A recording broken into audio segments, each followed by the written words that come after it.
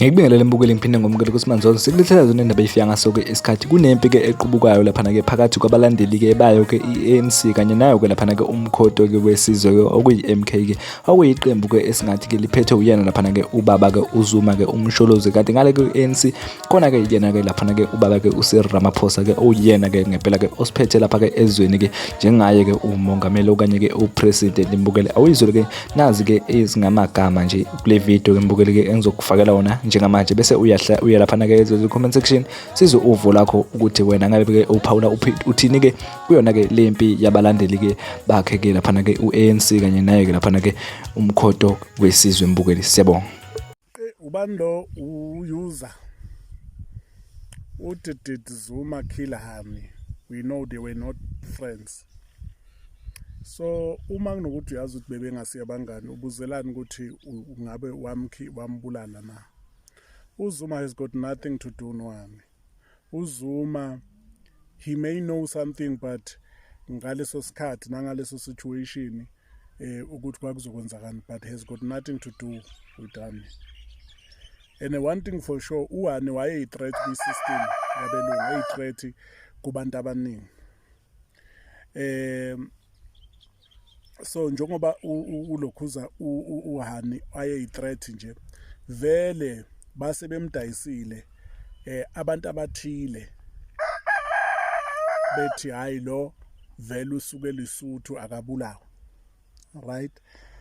So babevele bembona ukuthi ilanguage yakhe yayiqonde ngqo ukuthi abelungu abenze naba-4 abelungu abahamba.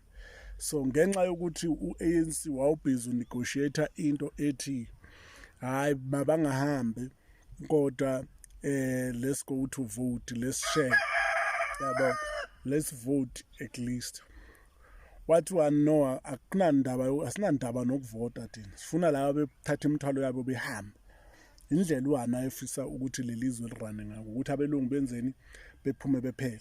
So babona abelungu ukuthi ngoba banedlanzana labantu abazithenjwa maybe ku-ANC noma kuma-organization amakhulu njenge-organization le ekade nje yanyanyisa inkatha kade yanyanyisa and inkatha ibifanela nelokhuzi. Inkatha nje ifanela nesonto elithile la eSouth Africa laba bafanele nesonto elithile laba benkatha laba nje bafana neqembu nje elaliphethe umfundisi uGatsha Buthelezi.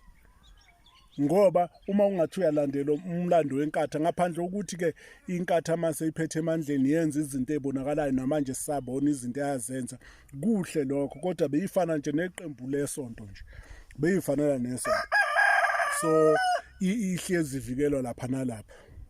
Then laba ngokuthi bona babe hlakaniphile basebenzisa izinto ezidingwa ngabantu kakhulu, basebenzisa ilanguage le efunwa ngabantu ukuze be-attract abantu abaningi lo ANC ukuze uzuza abantu abaningi. Kodwa ukuthi uHani wafa kanjani asingene lapho. Mina njengoba ngisusa i-debate le bengithi mina ngifuna ukwazi ukuthi uRamaphosa noMtsipe banotha kanjani bona bodwa base baba rich kangaka bona bodwa. Ithini into yabo? Ithini i-background yabo? Bafunde phi ngakuziphi ikolo? Ngoba ngiyambona uRamaphosa nje ngimbona ebusy ethatha izitifiketi zamasonto. Kodwa kukho ayikho i-university akukhulunywa ngayo kuye akunalutho nje.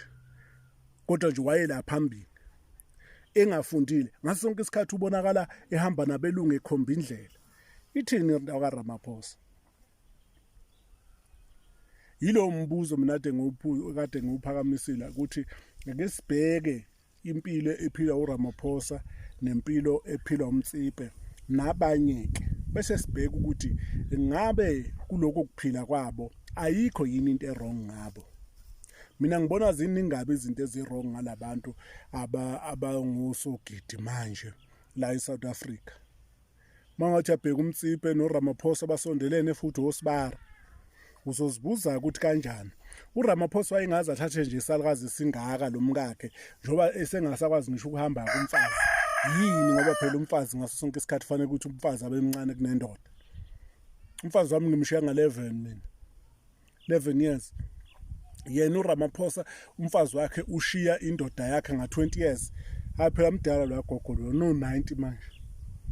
Njoba uRamaphosa mhlambe yena o 70 something.